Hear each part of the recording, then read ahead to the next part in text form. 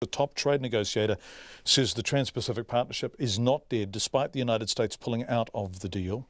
The US President Donald Trump signed an executive order today withdrawing from the trade pact, which was signed by 12 nations, including New Zealand, and covered 40% of the world's economy. All right, we're going to sign 3 memorandums right now. The first one is withdrawal from the United States from the Trans-Pacific Partnership. Everyone knows what that means, right? We've been talking about this for a long time. Thank you.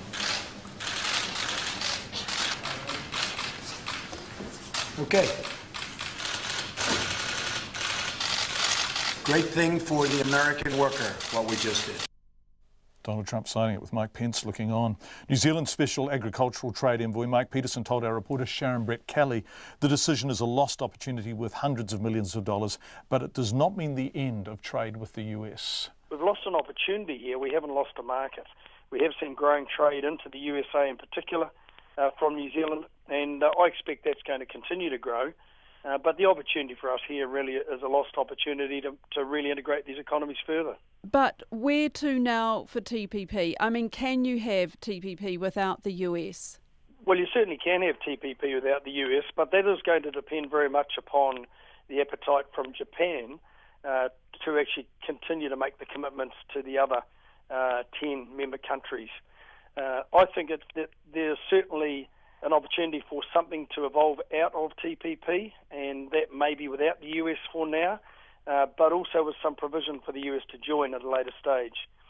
Because the business interests in the US are absolutely hot on the need for greater integration with the Asia Pacific, and I have no doubt they'll be pushing the administration to try and secure some of those gains. What about New Zealand's trade with the US now? What do you see changing, given that Donald Trump is very into protecting US companies, protecting jobs there?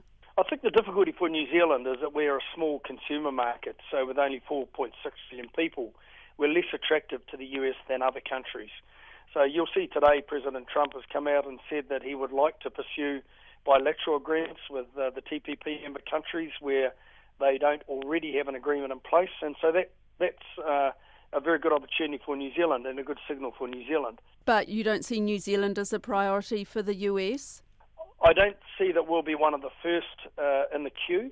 I think that the signals already are that Prime Minister May from the UK is going to be there next week, and those bigger economies I think will get a first chance. But I have been heartened by the fact that New Zealand is not the country or one of the countries that President Trump has signalled out as being one of those countries that he has issues with. So, we actually do play by the rules. We don't have any of the issues that other countries have in doing business with America, particularly around things like automobiles, which is particularly sensitive. And how long is all this likely to take? I think we have to be realistic and accept that the 11 member countries in TPP have got a lot of talking to do, and that's going to take at least 6 months just to get those talks, I think, resolved. And we still have a period of time where ratification of TPP is still possible by the remaining countries. So that's still a year away before that period expires.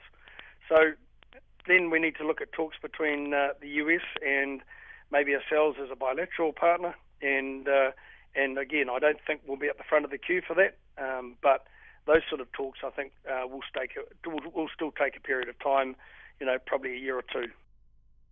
That's New Zealand's Special Agricultural Trade Envoy Mike Petersen speaking with Sharon Brett Kelly.